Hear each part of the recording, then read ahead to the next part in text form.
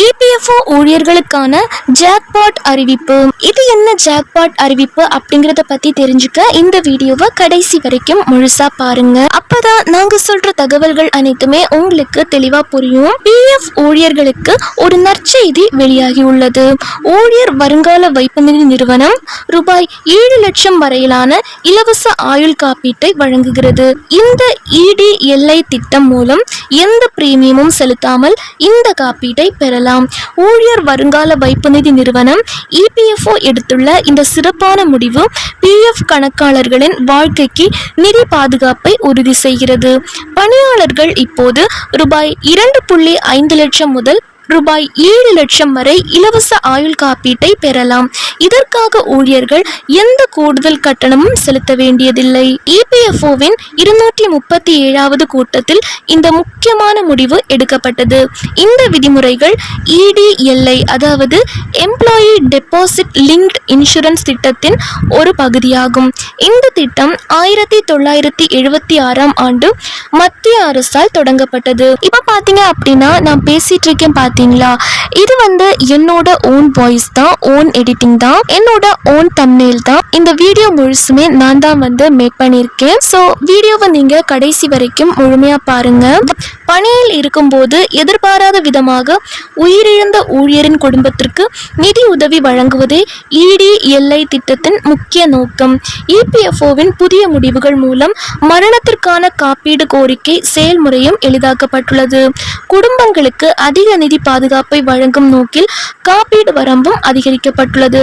இதற்கு முன் பணியில் சேர்ந்த முதல் வருடத்தில் ஒரு ஊழியர் இறந்தால் அவரது குடும்பத்திற்கு காப்பீட்டு பலன் கிடைக்காது.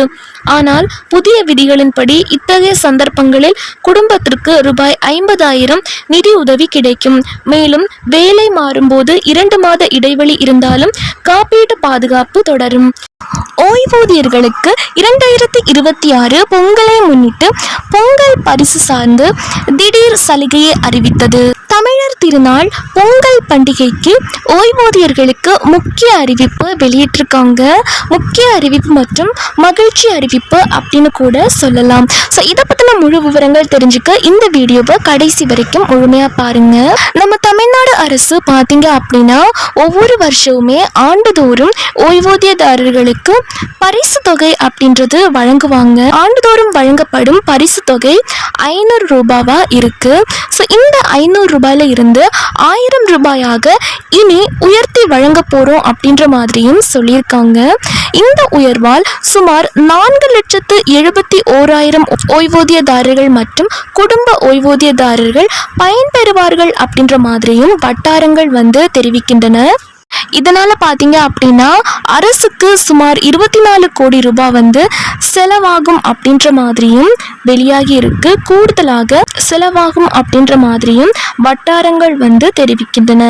ஒவ்வொரு வருஷமே கொண்டாடப்படும் பொங்கல் பண்டிகையை குடும்பத்தோடு சேர்ந்து எல்லாருமே பண்டிகையை சிறப்பாக கொண்டாடுறதுக்காக தற்போது ஓய்வூதியதாரர்களுக்கு பண்டிகை கால முன்பணம் 4,000 ரூபாயிலிருந்து 6,000 உயர்த்தி வழங்கப்படும் அப்படின்ற மாதிரியும் தகவல்கள் வெளியாகி உள்ளது. இதனால பாத்தீங்க அப்படின்னா சுமார் 55,000 ஓய்வூதியதாரர்கள் பயன்பெறுவார்கள் அப்படின்ற மாதிரியும் வட்டாரங்கள் தெரிவிக்கிறது. இதனால் 10 கோடி முதல் 15 கோடி ரூபாய் கூடுதல் செலவு ஏற்படும் அப்படின்ற மாதிரியும் சொல்லியிருக்காங்க. அரசு பணியாளர்கள் மட்டும் இல்லாம ஆசிரியர்கள் அவர்களுடைய குடும்பத்தோடு சேர்ந்து இந்த பண்டிகை சிறப்பாக கொண்டாடுறதுக்காக ஏற்கனவே இதுவரைக்கும் வழங்கப்பட்ட 10,000 ரூபாய் பண்டிகை கால முன்பணம் தற்போது 20,000 ரூபாயாக உயர்த்தி வழங்கப்படும் அப்படின்ற மாதிரியும் தகவல்கள் வெளியாகி இருக்கு. இதனால பாத்தீங்க அப்படின்னா ஒவ்வொரு ஆண்டும் சுமார் 9 லட்சம் அரசு ஊழியர்கள் மற்றும் ஆசிரியர்கள் பயன்பெற்றுட்டு வரதாகவும் தகவல்கள் வெளியாகி இருக்கு. மொத்தமா இந்த அனைத்து செயல்களையும் நடைமுறைப்படுத்த ஆண்டு ஒன்றுக்கு 1,260 கோடி ரூபாய் கூடுதல் நிதி செலவிடப்படும் அப்படின்ற மாதிரியும் தகவல்கள் வெளியாகி உள்ளது. அரசு பணியாளர்களுடைய குழந்தைகள் உயர்கல்வி பயில்வதில் அரசு மிகுந்த அக்கறை கொண்டு வந்துள்ளது. இந்த தகவல் பாத்தீங்க அப்படின்னா மற்றும் சட்டப்பேரவையில் 110 விதியின் கீழ் தமிழக முதலமைச்சர் அறிவிப்புகளை வெளியிட்டுள்ளார். ஸோ இது பார்த்தீங்க அப்படின்னா தமிழ்நாடு கவர்மெண்ட் தான் இந்த நியூஸை அனௌன்ஸ் பண்ணியிருக்காங்க. ஸோ இதை பற்றி பேசுறதுக்கான உரிமைகள் எல்லாருக்குமே இருக்கு. இப்போ ஒரு தகவல் நம்ம சொன்னாதான் அடுத்தவங்களுக்கு அந்த தகவல் தெரியும். சுமார் 16 லட்சம் அரசு அலுவலர்கள், ஓய்வூதியதாரர்கள், ஆசிரியர்கள் மற்றும் குடும்ப ஓய்வூதியதாரர்கள் இதன் மூலியமாக பயன்பெறுவார்கள் அப்படின்னு சொல்லப்பட்டிருக்கு. இந்த உயர்வு காரணமா இந்த உயர்வை நடைமுறைப்படுத்த அரசு தீவிரம் காட்டுகிறது. அரசு பணியாளர்களுடைய குழந்தைகள் உயர்கல்வி பயில்வதில் அரசு மிகுந்த அக்கறை கொண்டுள்ளது.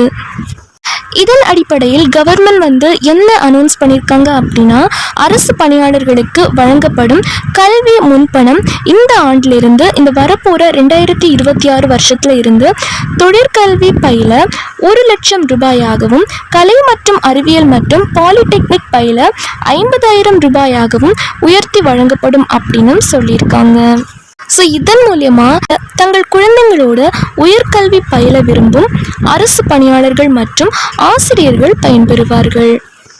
அரசு பணியாளர்கள் மற்றும் ஆசிரியர்களுக்கு பணிக்காலத்தில் தேவையான அடிப்படையில் திருமண முன்பணமாக இதுவரை பெண் ஊழியர்களுக்கு 10,000 ரூபாய் மற்றும் ஆண்களுக்கு 6,000 ரூபாய் வழங்கப்பட்டு வந்தது. இதை பல மடங்கு உயர்த்தி அரசு அலுவலர்கள், ஆசிரியர்கள் அனைவருக்கும் பொதுவாக 5 லட்சம் ரூபாயாக உயர்த்தி வழங்கப்படும் எனவும் சட்டப்பேரவையில் தமிழக அரசு அறிவித்துள்ளது. அண்ட் அதே மாதிரி ஒவ்வொரு வருஷமுமே ஆண்டுதோறும் ஓய்வூதியதாரர்களுக்கு தமிழ்நாடு அரசால் வழங்கப்படும் பரிசு தொகை 500 ரூபாயிலிருந்து 1000 ரூபாயாக இனி உயர்த்தி வழங்க போறோம் அப்படின்ற மாதிரியும் ஒரு தகவல் வெளியாகி இருக்கு. தமிழர் திருநாள் பொங்கல் பண்டிகைக்கு முன்னாள் கிராம பணியமைப்பு உள்பட சி மற்றும் டி பிரிவு ஓய்வூதியதாரர்கள், அனைத்து வகை தனி ஓய்வூதியதாரர்கள் மற்றும் குடும்ப ஓய்வூதியதாரர்கள் இதன் மூலமாக பயனடைவார்கள்.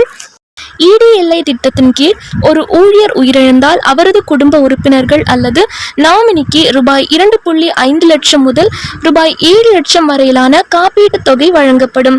கடந்த 12 மாதங்களின் சராசரி சம்பளத்தின் அடிப்படையில் இந்த தொகை நிர்ணயிக்கப்படுகிறது.